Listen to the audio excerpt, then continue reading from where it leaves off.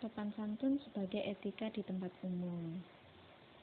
Materi ini dipilih untuk melengkapi atau menjadikan sebuah review terhadap etika di tempat umum yang jarang dibahas di buku-buku ataupun materi sekolah ataupun kuliah.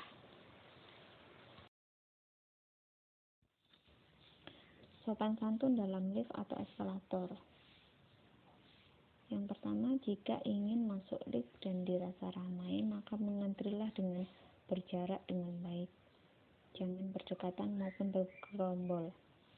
Yang kedua, jika lift sudah terbuka dan ada personel yang keluar, maka dahulukanlah baru kita masuk lift.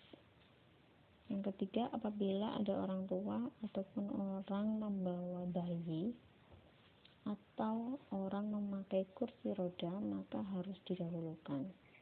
Yang keempat, bergeserlah secara perlahan di dalam lift agar tidak mengganggu personel yang lain.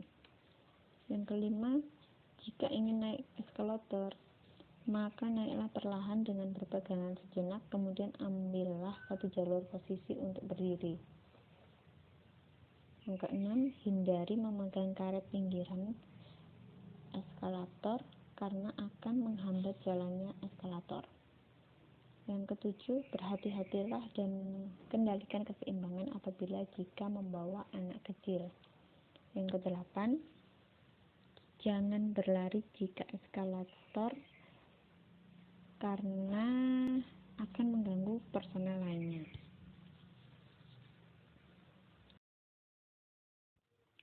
Kendalikan handphone atau HP Anda.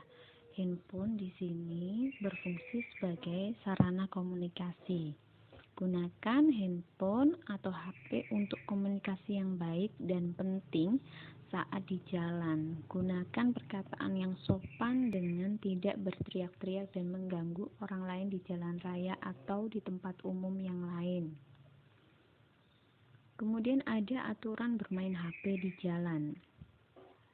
Jangan bermain HP di jalan, apalagi sedang berkendara.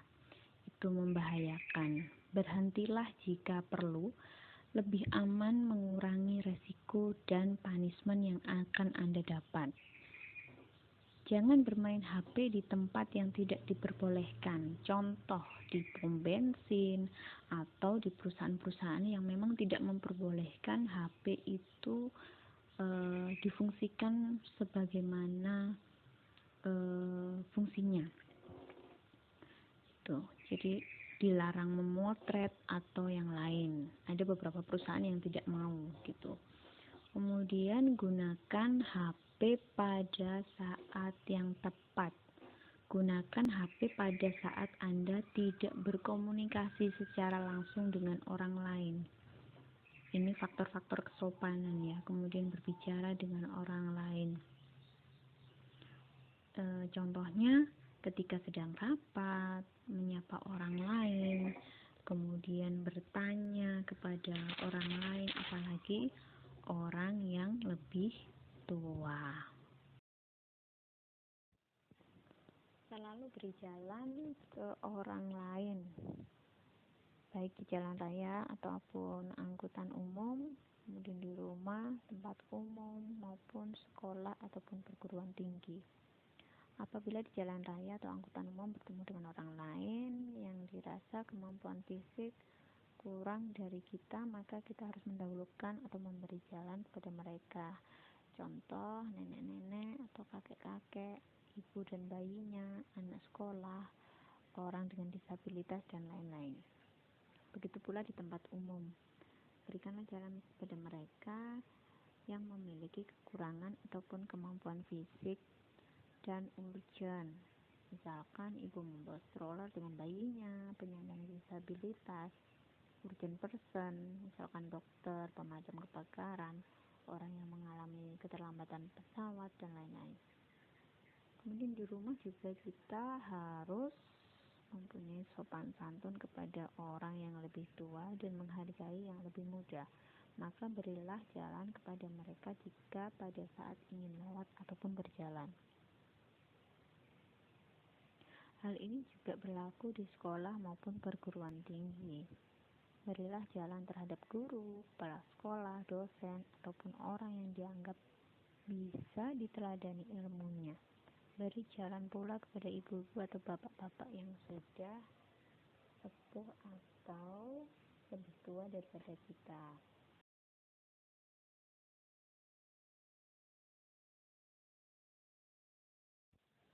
Kendalikan dunia anak-anak dan kekanak-kanakan. Dunia anak-anak mungkin bagi sebagian orang adalah hal lumrah untuk melakukan kegiatan hal yang mengganggu, membuat keributan, kegaduhan, kurang sopan, bercanda berlebihan, dan berlari-lari dan lain sebagainya. Namun hal tersebut harus dikendalikan sehingga tidak mengganggu orang lain di tempat umum. Hal ini harus dipelajari oleh orang tua dan anak-anak mulai dari lingkungan rumah masing-masing. Kemudian ada juga yang kekanak-kanakan. Selain dunia anak-anak, ada pula dunia lain yang mengganggu di area umum, yaitu dunia orang dewasa yang kekanak-kanakan. Menjadi dewasa terkadang tidak menjadikan semua manusia bertindak dewasa, sehingga harus dikendalikan agar tidak mengganggu di area umum. Contoh, tertawa berlebih-lebihan, berlari-lari di area umum, bercanda berlebihan sehingga terjatuh, memukul sampai korban menangis, dan lain sebagainya.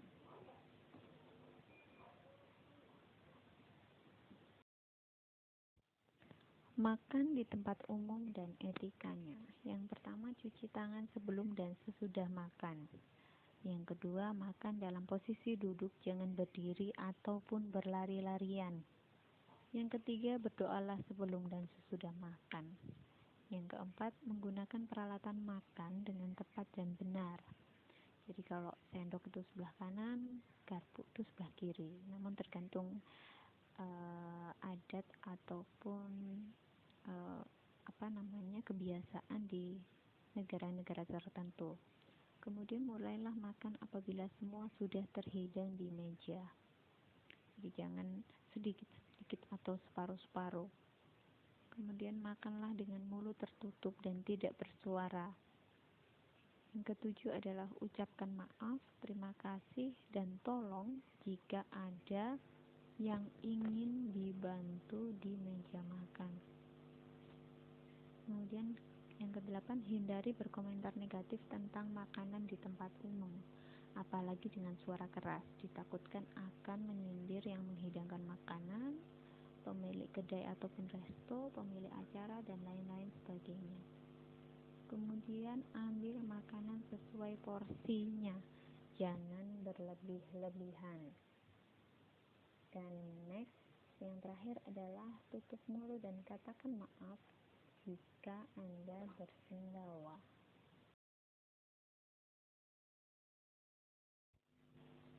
Suara dari dalam tubuh. Di sini yang paling sering adalah bersendawa dan kentut. Bersendawa, sebagian orang menganggap remeh bersendawa di area umum, padahal itu sangat mengganggu dan tidak sopan sekali, menjadikan orang menjadi tidak nyaman, enggan, jijik, ataupun tidak bernafsu makan. Sehingga kendalikanlah. Jika memang mau bersendawa, tutuplah mulut dengan tangan, kemudian menolehlah ke belakang, dan minta maaflah setelah bersendawa. Kemudian untuk kentut, di area umum tidak sengaja ataupun sengaja, kentut sangat mengganggu dan tidak sopan. Orang menjadi tidak nyaman, enggan, jijik, atau tidak bernafsu makan, menimbulkan bau, dan bahkan meninggalkan area karena tidak suka. Sehingga kendalikanlah. Jika memang mau kentut atau masih bisa ditahan, izinlah ke toilet atau keluar area. Atau jika dirasa tidak bisa ditahan ataupun kelepasan, mohon maaflah setelah kentut.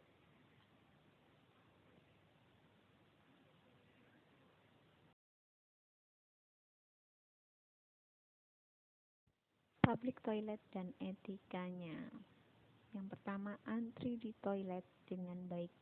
Jangan mengganggu, menggedor-gedor pintu, kemudian panggil-panggil dan lain-lain. Kemudian Kemudian jangan terlalu dekat dengan toilet, karena yang di toilet merasa tidak nyaman atau bahkan akan marah-marah. Kemudian bedakan toilet basah dan toilet kering. Belajarlah toilet basah itu seperti apa, toilet kering itu bagaimana. Kemudian biasakan lap sebelum dan sesudah area duduk toilet agar tidak mengganggu orang lain dan kita sendiri. Kemudian tutuplah kloset baru siram agar tidak mengotori area lain dan cipratannya tidak mengganggu orang lain, bahkan bisa jadi tidak mengganggu dan menimbulkan penyakit kepada orang lain. Kemudian ketika di toilet basah, gunakan air secukupnya dan jangan terlalu keras untuk menyiram. Kemudian cucilah tangan dengan sabun hingga bersih setelah ke toilet dan keringkan dengan baik.